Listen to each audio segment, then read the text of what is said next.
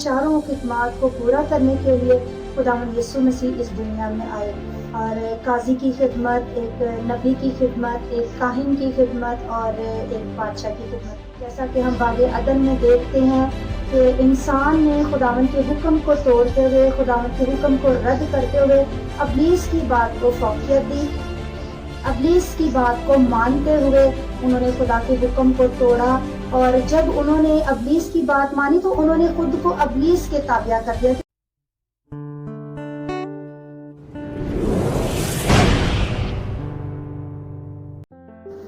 मसीह यीशु में आप सबकी सलामती हो। खुदावंद आप सबको बहुत ज्यादा बरकत दे। आइए आज हम सब जो है खुदावंद की खूबसूरत कलाम में से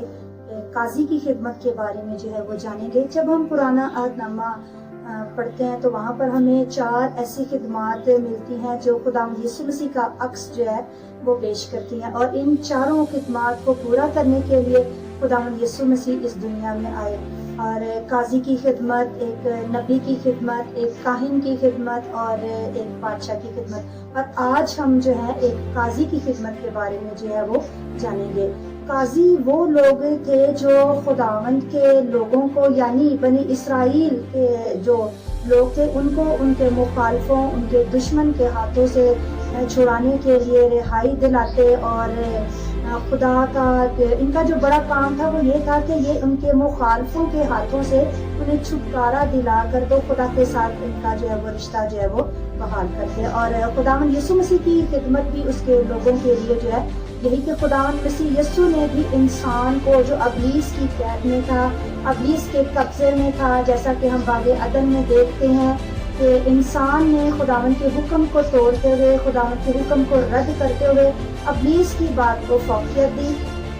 अबलीस की बात को मानते हुए उन्होंने खुदा के हुक्म को तोड़ा और जब उन्होंने अबलीस की बात मानी तो उन्होंने खुद को अबलीस के ताबिया कर दिया। क्योंकि जिसको हम अहमियत देते हैं, हम जिसकी बात को ज्यादा मानते हैं, हम अपने आप को उसके ताबिया कर देते हैं और गुनाह करने के बायस जो है उनका रिश्ता जो खुदा के साथ था वो टूट गया। अब खुदा और इंसान के दरमियान गुनाह की दीवार जो है वो खड़ी होगी और अब इस दीवार को गिराने के लिए खुदावंद यीशु मसीह जो है वो इस दुनिया में आए और उन्होंने अपना खून बहाया, अपनी जान कुर्बान की और हमारे सारे गुनाह अपने ऊपर लेते हुए खुद को कुर्बान करके तो हमारा बाप के साथ रिश्ता जो है वो बहाल किया। मसीह यीशु के वसीला से हम अबलीस की कैद से रिहाई पाते हैं और छुटकारा पाते हैं। नहमिया 9 बाब और आयत नंबर 27 जब हम पढ़ते हैं तो वहाँ पर भी यही मरकूम है कि उसने उन्हें उनके मुखालफों के हाथ में दे दिया जिन्होंने उसे सताया। और अपने दुख के वक्त में वो क्या करते हैं कि वो खुदा को पुकारते हैं, फरियाद करते हैं और फिर आसमान पर से खुदा उनकी फरियाद को सुनकर तो अपने रहमतों जो क्योंकि हमारा खुदा रहमत करने वाला है, रहीम खुदा है, तो खुदा जो है अपने लोगों को भेजता है ताकि वो उन्हें उनके मुखालफों के हाथ से छुटकारा दिलाए। इसी तरह से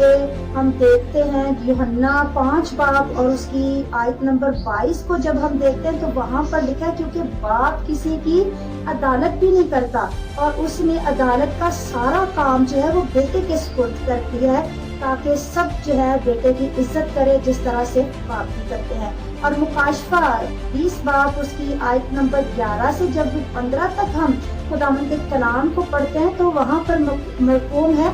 यूहन्ना फरमाते हैं कि मैंने एक सफेद तख्त और उस पर जो बैठा उसको देखा, जमीन और आसमान उसके आगे से भाग गए और उन्हें जगह ना मिली और तमाम छोटे बड़े मुर्दे जो हैं उस तख्त के सामने खड़े हुए, किताबें खोली गई और फिर एक और किताब यानी किताबे हयात खोली गई और फिर उनके अमाल के मुताबिक उनका इंसाफ किया गया और समुंदर ने भी अपने अंदर के मुर्दे दे दिए, मौत और आलमे अरवा ने भी अपने अंदर के मुर्दे जो हैं वो दे दिए और इन तमाम मुर्दों का इंसाफ जो है उनके अमाल के मुताबिक किया गया। और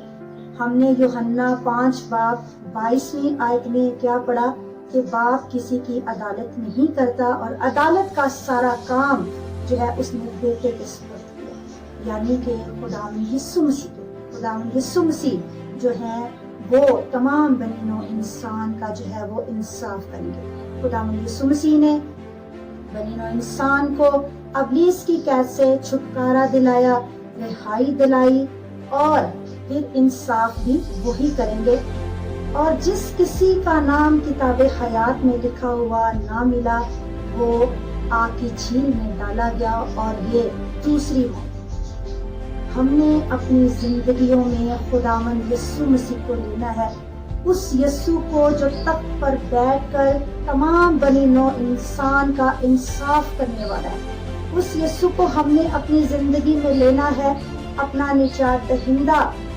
खुदावंद यीशु जिसने हमें अबलीस से छुटकारा दिलाया। हमने अपने आप को उसके ताबिया करना है और हमने खुद को इस काबिल बनाना है कि हम खुदावंद यीशु मसीह को पसंद आए। आज हम खुदावंद का शुक्र करते हैं। खुदावंद यीशु मसीह की जितनी भी हम शुक्रगुजारी करें उतनी ही कम है, जिन्होंने हमें अबलीस के बंधन से, उसकी कैद से हमें रिहाई दिलाई, हमें छुटकारा दिलाया, इस काबिल बनाया कि आज हम खुदा को बाप कहकर पुकार सकते हैं। खुदावंद इस कलाम के वसीला से आप सबों को बहुत ज्यादा बरकत दे, इसी यीशु के नाम से।